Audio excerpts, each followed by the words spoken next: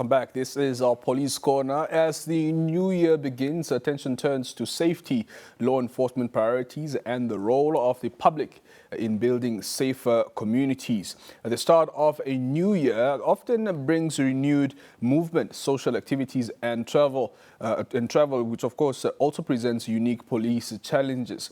To discuss the NAMPOL's priorities for the year ahead, we are joined by Senior Inspector of the Khomas Regional Spokesperson, the Namibian Police Khomas Regional Police Spokesperson, Senior Inspector Silas Shipandeni, to speak to us on this. Very good morning to you, Senior Inspector. Thank you so much for joining us. Good morning, John. Thank you for having me. Absolutely, always a pleasure. Doctor, first of all, perhaps if you can reflect on perhaps December, just last month, how was the police activities and what were some of the perhaps the highlights of that period? Well, thank you again. December is it always. The activity, it was quite active in terms of policing activities. So that is to say that there were quite a number of gatherings for various reasons, celebrations, people in joyful mood. That would draw us until the New Year's Eve. But of course, to sum up the overall in terms of policing, I would say that it was a success because obviously we prepared for it. We had sufficient personnel on the ground to make sure that we combat whatever that was coming in as far as December and the holiday is concerned. Otherwise, I would say that it was a success from the policing perspective. Very well. Now, looking into the new year, talk to us about the NAMPOL's key priorities, for the Khomas region for this new year in terms of policing. Well, in as far as our mandate are concerned, obviously, our key priority coming to this particular year, 2026, is actually, I would want to highlight on the issue that we are going to making sure that we enhance our community involvement, public involvement, of course, thereby making sure that our service to the public is quite effective. And the only way that we know how that it can be that effective, only if our public also bring their side. So we are going to make sure that we enhance community or public engagement, and also to capacitate our personnel or staff, just to make sure that, especially in Khomas region, of course, to make sure that our service to the public is quite pleasing, because after all, the service is for the public, but again, we want to make sure that there is also that side from the public that is coming, so that we can combat crime efficiently. And of course, also, it's very important to highlight the fact that we will make sure that we gain that public trust. Public trust. In Khomas region, we have specific area that we are of interest to say that mostly crime happen at these particular places, and there I'm talking about crime hotspots. So that is one of our key priority that we are going to focus in this particular year. And of course, to make sure that the public is aware as to environmental awareness, of course, as to wherever you are, you must be able to behave in this particular way because crime of this nature might happen. But of course, that just to say that we would like to know that it's not to say that we will not have personnel on the ground.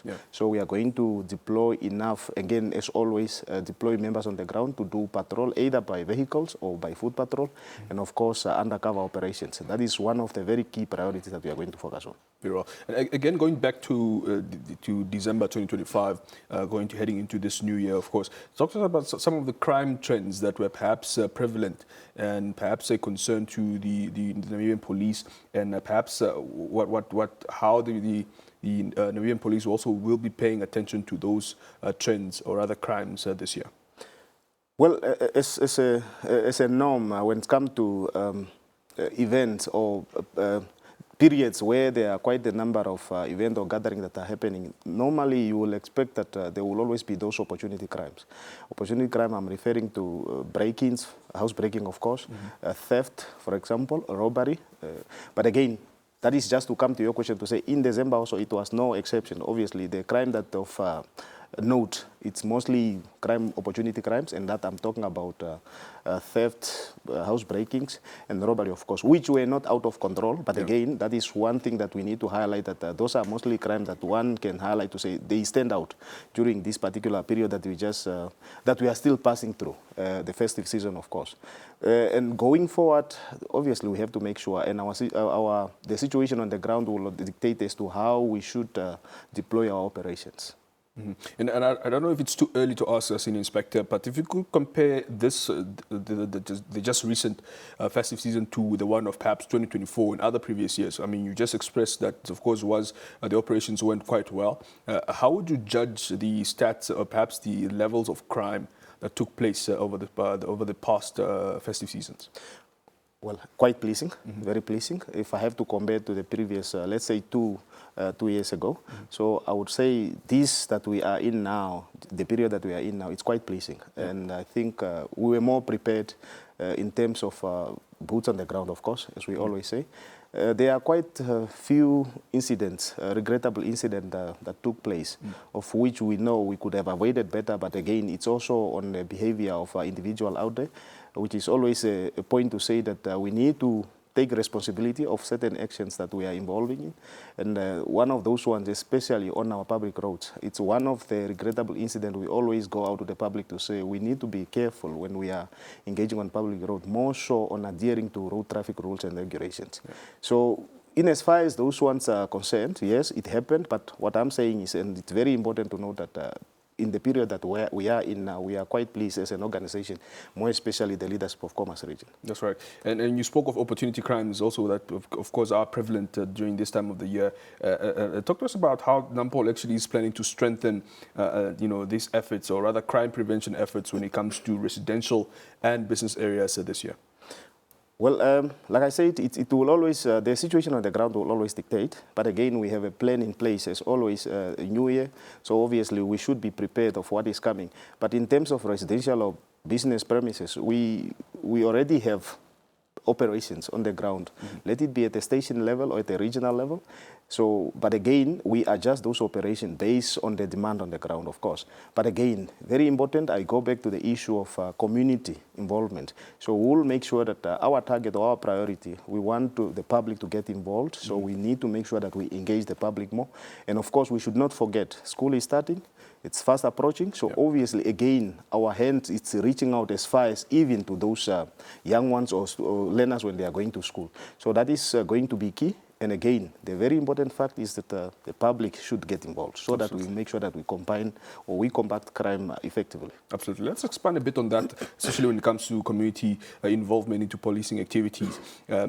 Just expand on what exactly the police is going to be doing. Of course, we do know that the police will be heading out to the community to rather educate the public on the crimes, as well as how they can also be part, or rather supportive to the police when it comes to reporting crimes, and also just in any manner help the police, of course, maintain law and order in the community as well.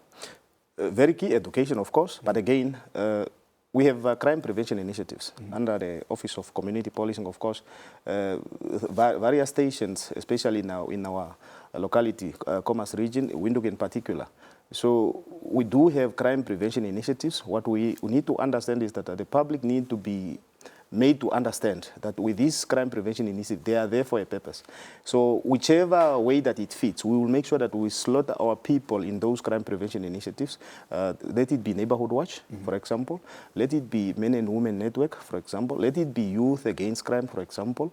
Even school-going kids, we engage them in a way that we want them to understand that wherever you are, even as young as you are, you can just be an eye in this particular group that you belong. As a crime prevention initiative, of course, and then you monitor your report to the police so that will respond to this particular activity, criminal activities, of course, accordingly. But again, the idea is we want to be more proactive instead of being reactive to criminal activities. Proactive, I mean, we will be there to the public. And the message, education, very important. The message, we will not stop delivering that message. And of course, now by delivering the message, we want to make sure that our people understand. And the idea is to have that trust with the public so that whenever anything happens, we don't harbor criminals. So whatever that is there within our locality, we don't wait until it happened for us to report it. So we need to be an eye for the police because the police cannot be there anytime, always. So whenever you see something suspicious, of course, we know our locality better. Then you report it to the police will respond before something deadly happens. And what are some of those, channels that the public can make use of to actually report crimes or suspicious activities in their communities? The very important one, we always say that we want the public to be more familiar with their local stations. Yeah. So let's not be astray from our local stations. Let's develop that friendliness. Wherever you find yourself, if there's a local police station, please find a way to reach out for more information. Not only when you have a problem to go and report. Visit the station, ask few questions with regard to the environment. The police officer, engage police officers. Yeah. By doing so, you are developing that trust and a very good understanding. Then obviously you will be an informer for the police, and obviously by doing that you are also safer wherever you are, because anything that happens, I mean, you have a very close person that you can reach out. Yeah. Very important. So we need to develop that mutual understanding whereby the public can always reach out. If it's very difficult to reach out to the local police station, of course, but again, we have a cell phone number, telephone numbers, station commander cell phone number. We dish out to the public, but of course we have a very common and very, very, very important number, the very famous 10-111 for the Namibian Police Force. You can always reach out, and then obviously we will respond. Otherwise, we have stakeholders, city police, for example. So their numbers are always issued to the public. So let's reach out, because in this we are together, and we have various stakeholders, of course, that I did not mention. But what I'm saying is, in as far as crime is concerned, we must have that common interest, and that is together with the public, because after all, it's also a civic duty. That's right. For everybody.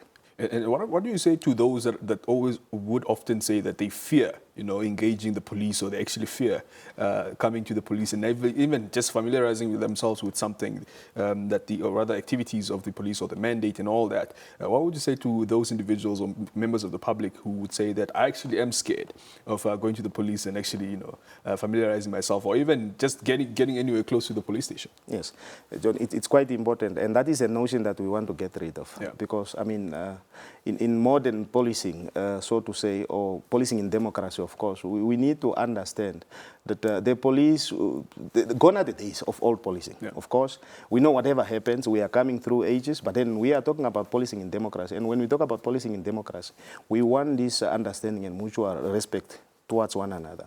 So that the way the police is engaging the public, of course, it's also important for the public to respond to the police in a way that they approach. But what we are saying is there is nothing of you being scared of the police.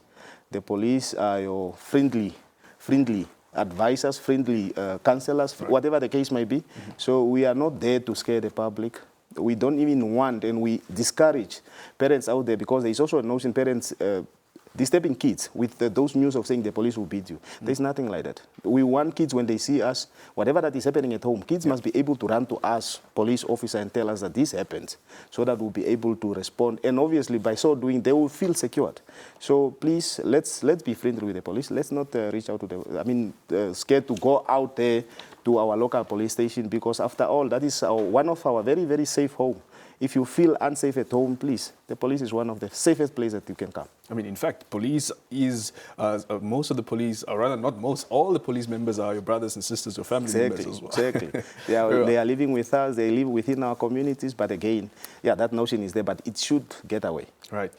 Finally, Senior Inspector, the message that you'd like to share with the members of the public, all our viewers this morning, the residents of Khomas Region as we begin the new year, what is your advice to them? What are some of the most important things to look out for in terms of policing, and of course also maintaining law and order, not only in the communities, but also on our roads and in our businesses, and also with our residents here? Very important, John, very important. Of course, I just mentioned here that school is fast approaching. It's about to start now. And obviously, we know that as we speak, there is quite a number of incomings, not only in Khomas Region or in Windhoek in particular. Some are transiting, going through, but then we are talking wherever we find ourselves. Of course, environmental awareness is very important. And of course, on our public roads, we need to drive safe, so that we reach our destination safely. And of course, again, when school is approaching, we know the confusion that comes around trying to search for your child's grades and stuff like that. So let's not fall victim of any criminal activities. Of course, we know there are chance takers out there, and we say opportunity makes a crime. So let's not fall victim of these particular perpetrators. Let's be aware, and obviously not be so much desperate that we do not apply a second thought on certain things. So please, it's very important that we apply that caution wherever we are. So, but again, whenever we find ourselves in Windhoek, of course, we must also understand that there are laws in place. Let's adhere to any laws that is there. And of course, our public roads, very important.